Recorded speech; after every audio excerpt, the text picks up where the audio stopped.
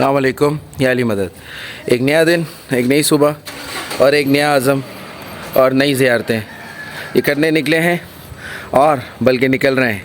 आपको बताते चलें कि हम यज़ में हैं और यज़ के एक पोश एरिया में हमने एक स्वीट लिया है, वहाँ से हम निकल रहे हैं। और स्वीट के बारे में पहले भी मैं आपको बता चुका हूँ। इस वक्त मैं आपको इंट्रोड्यूस कराऊँगा आसिम मलंग से कि आसिम मलंग क्या कर रहे हैं इस वक्त। अस्सलाम वालेकुम या अली मदद। आप लोगों की दुआओं के साथ मेरा दूसरा दिन ज़ियारतों का जो है यस में स्टार्ट हो गया है। और पहला जो दिन था बहुत अच्छा रहा और बहुत सुकून से रहा, बहुत सारी ज़ियारतें की। आप इस दफ़ा बहुत नायाब जगहें देखेंगे, खूबसूरत जगहें देखेंगे। ब्लॉग में थोड़ी सी चीज़ें चेंज भी की हैं मैंने, हिस्ट्री के हिसाब से भी, मिस्ट्री के हिसाब से भी, कल्चर के हिसाब से भी। तो बस दुआ करें कि हमारा दूसरा दिन भी सफ़र बहुत अच्छा रहे और आपके लिए बहुत कुछ लेके आए। हम मिलते हैं थोड़ी देर के बाद, बस निकल रहे थे, सोचा आपसे बात कर लें। आपसे बात करते हैं तो अच्छा लगता है, लेकिन एक शिकायत है, एक हार्ट, एक थंब ज़रूर कमेंट्स में दिया कर ताकि मुझे पता लगे कि आप दिल से देख रहे हैं। तो ये मेरी बात याद रखें, थोड़ा सा मेरा ख्याल रखें।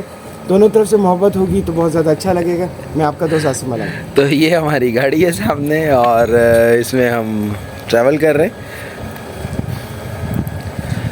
आज भी ज़ियारतों के लिए निकल रहे हैं, देखते हैं आज कितनी ज़ियारतें आपके लिए कर पाएंगे और क्या कुछ हो पाएगा हमसे। तो stay tune on journey of faith. उन्होंने अपना इश्क मुझे दिया, तुम्हें भी दें ज़रूरी तो नहीं। उन्होंने अपना हाथ मुझे दिया, तुम्हें भी दें ज़रूरी तो नहीं। अपना सफ़रनामा इन्होंने मुझे दिखाया और बताया, तुम्हें भी दिखाएं और बताएं ज़रूरी तो नहीं। अपने साथ चलने के लिए इन्होंने मुझे चुना, तुम्हें भी अपने साथ चलाएं ज़रूरी तो नहीं। सुनो, ये दास्तान है इश्क की जो किताबों के पन्नों से खींच दी गई है। इन कागज़ के बिखरे हुए पन्नों को चुनने के लिए इन्होंने मुझे चुना, तुम्हें भी चुने ज़रूरी तो नहीं। मिलते हैं वो मुझे बुला के, मैं मिलता हूँ उनके पास जाके। तुम्हें भी बुलाएं और मिलें ज़रूरी तो नहीं। देखो, ये दास्तान है सदियों पुरानी और मैं हूँ इस सदी का। जो दास्तान है मुझे इन्होंने बतानी, तुम्हें भी बताएं ज़रूरी तो नहीं। जानो, ये सफ़र है इश्क का जिसमें नुकसान और तकलीफ़ें ही तकलीफ़ें हैं। उन्होंने मुझे तकलीफ़ें और नुकसान देने के बाद सहारा भी दिया, तुम्हें भी वो सहारा दें ज़रूरी तो नहीं। मिलते हैं अपना दुख लेकर वो मुझसे, भूल जाता हूँ अपना दुख उनके दुख सुन के। तुम भी जानो, वो तुम्हें भी सुनाए ज़रूरी तो नहीं। ये सफ़र इश्क है, ये दिल में आता है, रूह को सुकून देता है। आज मैं सुकून में हूँ, तुम भी सुकून में रहो ज़रूरी तो नहीं। ना समझ आने वाली कहानी जो आई मुझे समझाने और बताने, वो तुम्हें भी समझाए और बताए ज़रूरी तो नहीं। जानता हूँ वो सब कुछ जो तारीख से हटा दिया गया है, ये तुम्हें भी पता हो ज़रूरी तो नहीं। जानने के लिए निकला हूँ दर बदर, अपनी ज़िंदगी को परे करके। तुम भी निकलो इस तरह ज़रूरी तो नहीं। दर बदर घूमता हूँ, दर बदर उनके इश्क में। तुम्हें भी इश्क हो ज़रूरी तो नहीं। वो मुझे ढूंढते हैं, मैं उनको ढूंढता हूँ। वो तुम्हें भी ढूंढें और तुम उनको, ज़रूरी तो नहीं। उन्हें ढूंढने के सफ़र में वो सब कुछ जानने लगा। तुम भी ढूंढो और जानो, ज़रूरी तो नहीं। सोच। निकलते हैं हज़ारों ढूंढने इनको, पहुंचता सिर्फ वही खुशनसीब है जिसे वो चुनते हैं। शायद वो तुम्हें भी चुन लें, लेकिन वो तुम्हें चुने, ज़रूरी तो नहीं। ये दास्तानों की कहानी है, दास्तानों को समझने की बात है। तुम्हारे समझ में भी आए, ज़रूरी तो नहीं। कुछ देते हैं गालियाँ, कुछ देते हैं पत्थर, कुछ देते हैं हिम्मत, कुछ देते हैं दुआ। इनमें से तुम कौन हो? तुम दुआ देने वाले हो, ज़रूरी तो नहीं।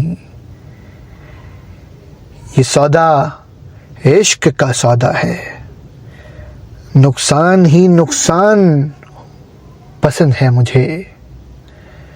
तुम नुकसान का सौदा करो, ज़रूरी तो नहीं। इनकी दी हुई हर तकलीफ में समझता हूँ, तुम भी इनकी हिकमत समझो, ज़रूरी तो नहीं। राह इश्क। ये इश्क की राह है जिसमें अदब व आदाब, इल्म व मार्फत मिली। तुम भी चलो और मिले सब, ज़रूरी तो नहीं। अगर उनके कदम पर चलोगे तो पहुंच जाओगे उस इश्क तक। तुम भी उस इश्क तक पहुंचो, ज़रूरी तो नहीं। इश्क हमेशा उन्हें ही पहचानता है जो मकसद के लिए होते हैं। शायद ही तुम पहुंच सको, ज़रूरी तो नहीं। हाल ये है आसिफ इस दिल का जिसमें गम और दास्ताने हैं। तुम्हारे दिल का भी ये हाल हो, ज़रूरी तो नहीं। आज उसी के सहारे पर ज़िंदगी गुजार रहा हूँ मैं। तुम क्या जानो और तुम भी जानो, ज़रूरी तो नहीं। जान लो, अगर उनको जान लोगे, इस दास्तां को समझ लोगे। काश तुम ये दास्तां समझ लो, ज़रूरी तो नहीं। इस इश्क का हाथ पकड़ लोगे तो रूह में सुकून आ जाएगा। तुम भी ये सब कर सको, ज़रूरी तो नहीं। आज इस सदी में भी वो दास्ताने, दर्द, तकलीफ़ें और वो सारी बातें जो मैंने जानी, अगर तुमने जान ली तो शायद फिर तुम जान लो, ये ज़रूरी तो नहीं। दुआ देता हूँ इस सफ़रनामे के लोगों को जो चल रहे हैं इस सफ़र पर। आज उनके लिए सारी दुआएं हैं कि वो सफ़र पूरा कर सकें। वो सफ़र है दरवेशी का, इश्क का और गम का।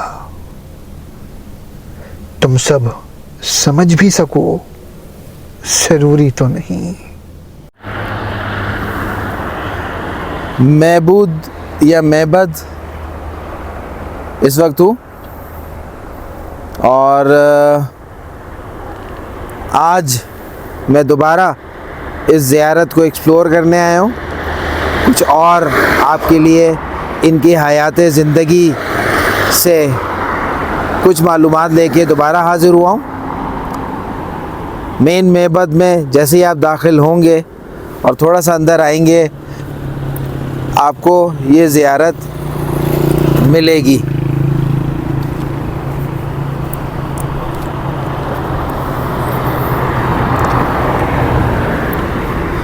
खूबसूरत सी ज़ियारत है, सादा सी। इस वक्त हमारे पास आसिम मलंग भी हैं। अस्सलाम वालेकुम या अली मदद। आपको क्या बताऊं कि जब सफ़रनामा शुरू होता है, ऐतनामा शुरू होता है, ज़िम्मेदारियां शुरू होती हैं, तो इमामज़ादों से सिलसिला शुरू हुआ और कलंदर वलियों तक और औलिया तक रहा। कितने साल तक रहा? 800 साल, 300 साल, 500 साल, ये सिलसिला चलता रहा। बस जब ज़िम्मेदारियाँ हो जाती हैं इन लोगों की तो ये लोग निकल जाते हैं। आज एक ऐसे ही इमामज़ादे के पास हम आए हैं। लास्ट टाइम हम उनके पास आए थे लेकिन मुलाकात नहीं हुई। आज मुलाकात भी होगी, बात भी होगी, हर चीज़ होगी, ज़ियारत भी होगी। हम दोबारा इधर इसलिए आ जाते हैं कि हमारा बुलावा दोबारा आ जाता है। ये सारी चीज़ें हमारी सोच से अलग तरीन है। हम बात कर रहे थे औलिया कराम की, कलंदरों की, वलियों की और इमामज़ादों की, कि इन्होंने क्या काम किया, आज इनका मुकाम है, क्यों है, क्या है। ये इमामज़ादे जो है इन्होंने मुझे दोबारा क्यों बुलाया है, मैं इनके बारे में क्या जानना चाहता था जो पिछली दफ़ा नहीं मिला। हमेशा ये चीज़ें चलती रहती हैं और ये इनका सफ़र है जो इस सदी में मुझे मिल रहा है और उस सदी में इन्होंने बुलाया। हो सकता है बीच में गायब हो गया और ये चाहते हो कि मुझे बुलाएं। तो हम मिलते हैं इमामज़ादे से जिनके पास मैं दोबारा आया हूँ और इनके पास से क्या मिला और अंदर क्या है, सब सिलसिला आपके साथ जुड़ते रहेंगे। हम औलिया कराम, वली और कलंदर और इमामज़ादों से मुलाकात का सिलसिला आप तक पहुँचा रहे हैं। मैं आपका दोस्त आसिम मलंग। तो ये थे आसिम मलंग। आगे बढ़ते हैं और ज़ियारत की तरफ आपको लेके चलते हैं। आगे अब तुम अकेले खेलोगे।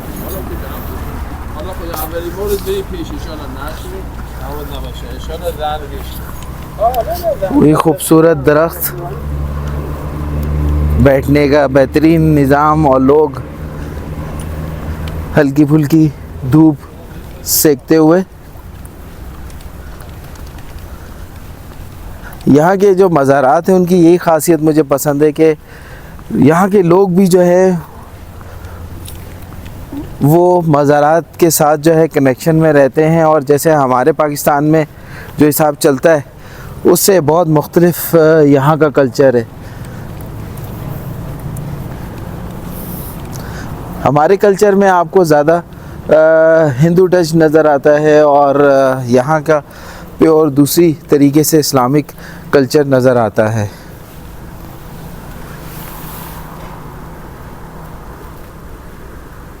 इमामज़ादा मीर शम्सुल हक मेबद।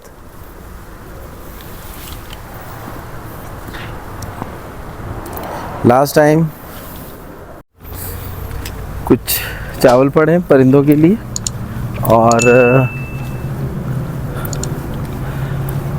यहाँ मैंने कोशिश की ढूंढने की कि दो सादात और हैं जो उनके कहा जाता है कि डिसेंडेंट में से हैं या उनके भाई के बच्चे हैं।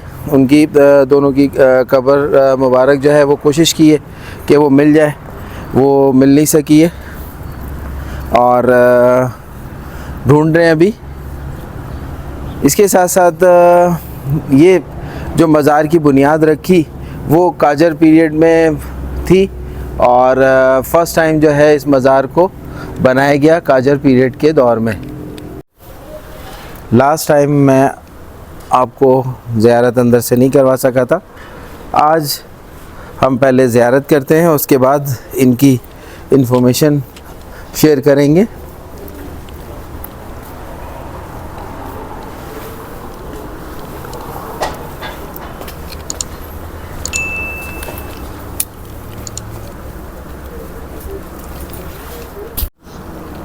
अंदर चलते हैं।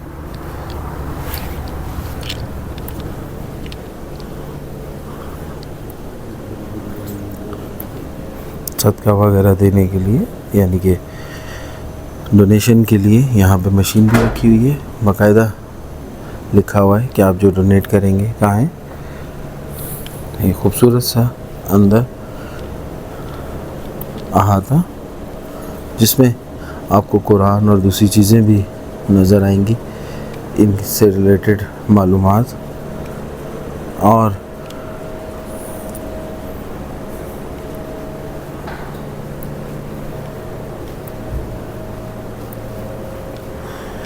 एक अच्छी सी खूबसूरत सी जगह जो कि पुराने मज़ार के साथ ही बनाकर उसको इस तरह से कर दिया गया है कि लोगों की अट्रैक्शन यहाँ पे मौजूद है। डिफरेंट मजालिस और दूसरी जो आपकी इबादत होती हैं उसका सिलसिला भी यहाँ पर है। चलते ज़ियारत की तरफ बढ़ते हैं।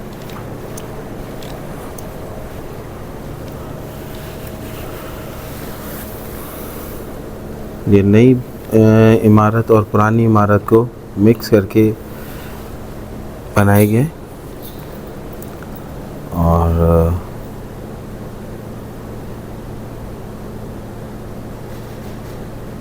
इनका शजरा नसब भी लिखा हुआ है। कहते हैं कि इमाम जाफ़र सादिक की ये 16वीं नस्ल से ताल्लुक़ रखते हैं और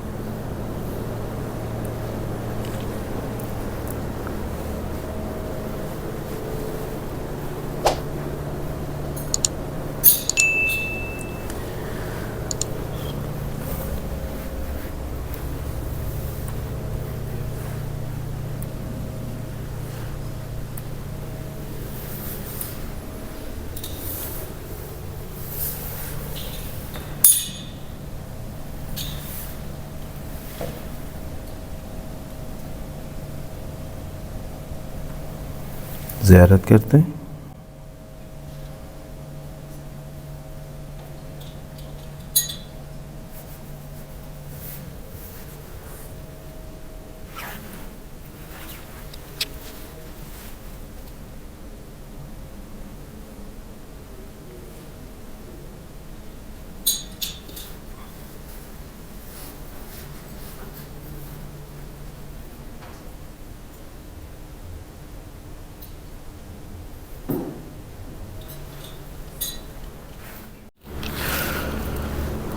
इनके बारे में कुछ ज़्यादा डिटेल तो पता नहीं लग सकी है, बट जो भी मालूम हुआ है यहाँ पर और जो भी यहाँ के खादमीन से पता लगा है वो ये है कि ये इमाम जाफ़र सादिक की 16वीं नस्ल से ताल्लुक़ रखते हैं और यहाँ पर जब ये आए उस ज़माने में तकरीबन ये 6ठी सदी के आखिर में यहाँ मौजूद थे और तकरीबन लाल सरकार के आगे पीछे के दौर की है इनकी, क्योंकि इनके वालिद का नाम जलालुद्दीन था और ये एक मोतबर शख्सियत के तौर पे यहाँ पर पहचाने जाते थे। इन्होंने अपनी शनाख्त बनाई और ज़ाहिर सादात घराने से थे, तो इनका अमल, इनका फ़ेल और इनकी जो जुस्तजू थी वो दुनिया से छुपी हुई नहीं थी और उन जुमला खसूसियात के मालिक थे जो अहले बैत का असर रही हैं हमेशा से। और इनके यहाँ इन्होंने शादी भी की और इनके दो बेटे यहाँ पे लिखे हुए हमें मिलते हैं। एक का नाम है अज़ुद्दीन अकील है और दूसरे का नाम मजुद्दीन है। उनके बारे में ज़्यादा नहीं पता लग सका कि क्या है और इनकी तारीख़ वफ़ात जो है वो बताई जाती है तकरीबन 7वीं हिजरी में ये यहाँ से गोशा नशीनी में गए, यानी कि मालिक हकीकी से जा मिले। और इनका जो मज़ार है या तुरबत है या ज़ियारत आप समझें, वो एक आइकॉन के तौर पर जो है मेबद में मशहूर है और जो भी मेबद में आता है वो इनको ज़रूर यहाँ सलाम और सजदे सलाम करता है। और इसके अलावा मेबद की पहचान के होने के साथ साथ यहाँ के जो हेरिटेज हैं, जो सिलसिले हैं, उन्हें भी ये इन्होंने काफ़ी देखा और काम किया। और यहाँ और भी इमामज़ादे हैं जो उस दौर के आगे पीछे रहे और ज़ाहिर है यहाँ पहले भी से भी अहले बैत का सिलसिला रहा है, यहाँ से गुज़र रहा है। यज़ ऐसी जगह रही है जहाँ पर बहुत से रास्ते निकलते थे दूर दराज जाने के लिए। मसलन यहाँ से जाने के लिए अगर मौजूदा इराक़ की तरफ जाएँ, बंदर अब्बास से होते हुए शलम शाह बॉर्डर पे भी आप करीब तरीन यहाँ पड़ता है 600-700 किलोमीटर। इसी तरह अगर आप बंदर अब्बास से देखें कि सामने जो है वो आप सऊदीया से भी अगर आएँ तो ईरान आपको सामने पड़ता है। और इसी तरह अगर आप अफ़गानिस्तान और हिंद और चाइना की तरफ जाएं तो पुराने रूट्स में यस जो था वो बेसिक सेंटर पॉइंट पड़ता था। चाहे आप नॉर्थ की तरफ यानी कि उज़्बेकिस्तान और तुर्कमेनिस्तान और कज़ाकिस्तान इस तरफ भी जाएं तो यहाँ से ही रास्ते निकलते थे। तो इसलिए यहाँ की तहज़ीब बड़ी पुरानी है और ये अभी से नहीं बल्कि सदियों से ये ट्रेड रूट रहा है और हर दौर में ये मरकज़ रहा है। तो इसी वजह से अहले बैत भी यहाँ से बहुत से अपने काफ़िलों के साथ उनका गुज़र हुआ और कुछ चंद वजूहात की बिना पर यहाँ रुके भी और यहाँ उन्होंने काफ़ी अर्सा क़याम भी किया और उनकी आगे की जनरेशन भी यहाँ फली फूली।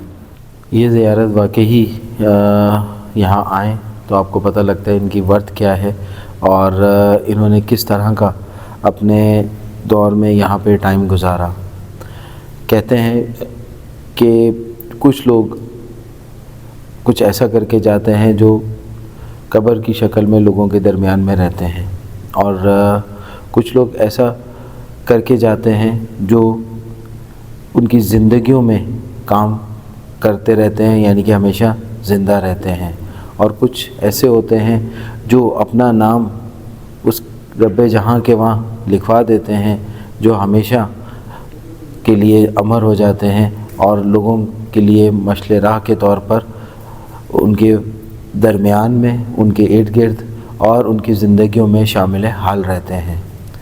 ये वो हस्तियां हैं जो अहले बैत कहलाती हैं, जो आज भी हमारे इर्द गिर्द, हमारी ज़िंदगियों में, हमारी बातों में, हमारे अमल में और हमारे आने वाली नस्लों के साथ भी वो हमेशा से ताल्लुक़ बनाए रखे हुए हैं और रहेंगी।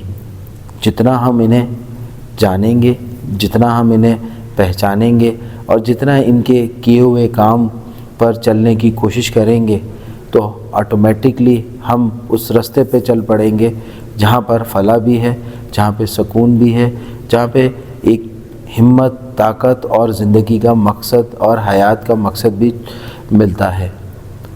जैसे जैसे हम इनसे दूर होते जाएंगे, इनकी बातों से, और दूसरा कल्चर अडॉप्ट करते जाएंगे, वैसे वैसे हमारी ज़िंदगियाँ भी जो है उसमें डिप्रेशन, टेंशन और बहुत सारी चीज़ें शामिल होती चली जाएंगी।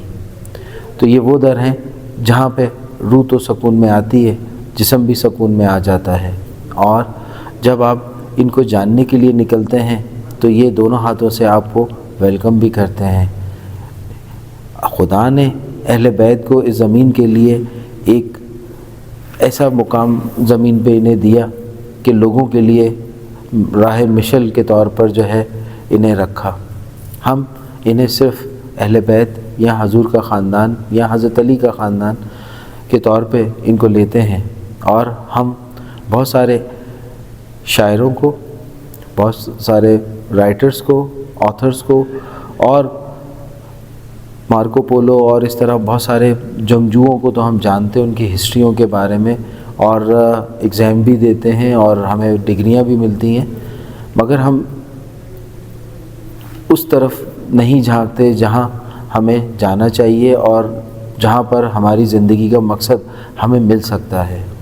ये वो दर है जो ऑनलाइन स्टडी का एक बहुत बड़ा ज़रिया है और जिन जिन आप अहले बैत के ज़ियारत पे जाते हैं या दरों पे जाते हैं, वो एक आपको नई क्लास में और एक नया रुतबा और एक नई सोच के हिसाब से आपको आगे बढ़ाते रहते हैं और आप आगे से आगे बढ़ते हुए अपनी ज़िंदगी की वो मंजिलें और वो सुकूनियात को हासिल कर लेते हैं जो इस दुनिया में आपको बाकी लोगों से अलग और मुनफरद बनाती है और आपकी ज़िंदगी का, आपके जीने का, आपके पैसे का, आपके औलाद का और हर चीज़ का जो है वो इस तरह आसान सा हल दे देते हैं, जिससे आप अपनी ज़िम्मेदारियां पूरी करते हुए इन्हें भी अपनी ज़िंदगी में शामिल हाल रखते हैं।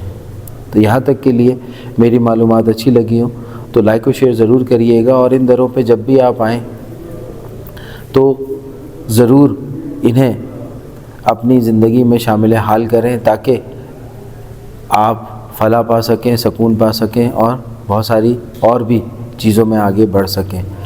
ये वो दर हैं जो इल्म का ख़जाना लिए बैठे हुए हैं और इल्म बांटने के लिए तैयार हैं, लेने वाला कोई नहीं है।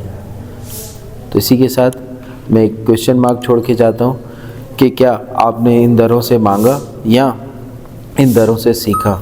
यही जर्नी ऑफ फेथ आपको फ़र्क बता रहा है और आप बताता रहेगा। नए हैं तो मेरी वीडियो को जो है वो लाइक और शेयर ज़रूर करें, पुराने हैं तब भी करें, और सब्सक्राइब करना ना भूलिएगा अगर नहीं किया है तो। अस्सलाम वालेकुम, क्या हाल है?